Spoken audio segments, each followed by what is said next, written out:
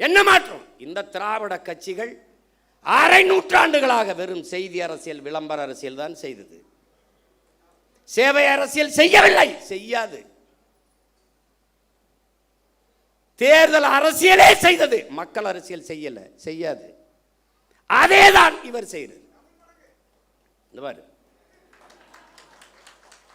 இங்க இருந்து போறோம், இப்ப வெளியில போய் பார்க்கிறோம், பேருந்து நிலையங்கள் முழுக்க பதாகை. மக்கள் காசை வீணடிக்க மாட்டார். அதில் வச்சிருக்காப்புல 717 சில்லறை மதுக்கடைகளை மூடியது வெற்றி தமிழகம், வெற்றியை நோக்கி தமிழகம், அப்படி சிரிச்சு உட்கார்ந்துருக்காப்புல. இதைத்தான் அவர் பண்ணாப்புல. அவர் என்னன்னா, நான் முதல்வன், செப்டம்பர் 16 குடும்ப தலைவிக்கு 1000 பூ கட்டுற ஒரு அம்மா, பாத்திரம் தைக்கிற அம்மா படத்தில் இருக்கு. நான் தினம் திரும்பி பார்த்தே போவேன்ல, நான் வேறு புதுச்சேரியிலேருந்துல வரணும், தினம் உள்ள தெருவில் பூரா பார்க்குறேன், நிறைய பேருந்து கிடக்கிறேன்ல, பேருந்து நிலையங்களை பார்ப்பேன். அவர் அப்படியே உட்காந்துருப்பார் ஐயா.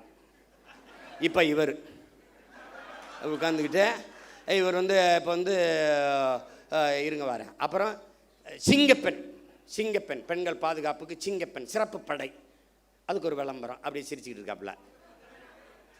அதுதான் சட்டசபையில் பேசிட்டீங்க, சொல்லிட்டீங்க, செய்தி நாளேடு முழுக்க, தொலைக்காட்சி முழுக்க வந்துருச்சு, மக்களுக்கு தெரிஞ்சிருச்சு.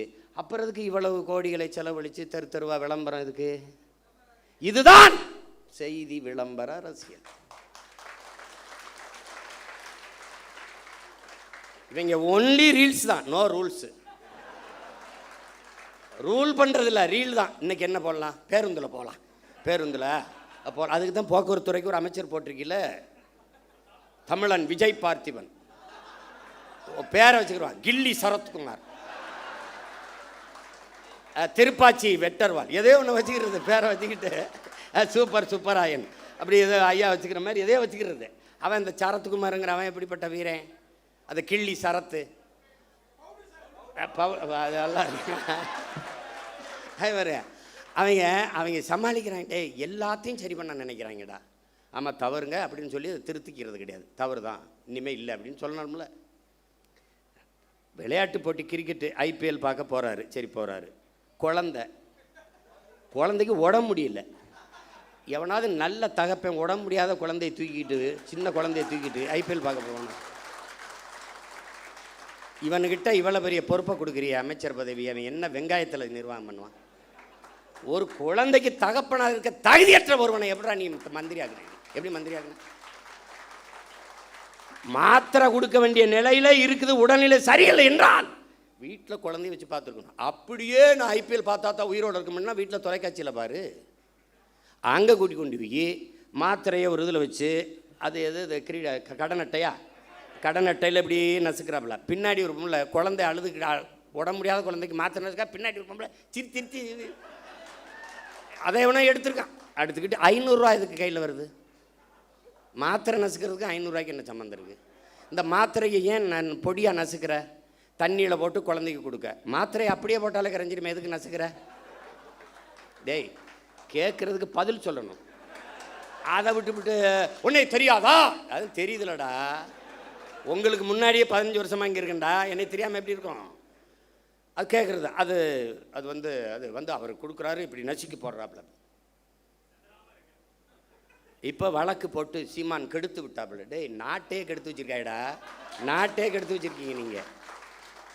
காப்பாற்ற போராடுறோம்டா, கேள்விதான்டா கேட்குறோம். உங்களுக்கு எங்களுக்கு இருக்கிற வித்தியாசம்டா, மாண்புமிகு ஜோசப் விஜய் முதல்வர் அவர்களுக்கு முன்னாடி நிற்கிற சீமானுக்கு இருக்கிற வித்தியாசம் ஒன்று தான். இவன் என்ன செய்வான்னு கேள்வி. இவன் என்ன செய்வான்னா உண்மையை சொல்லுவான்.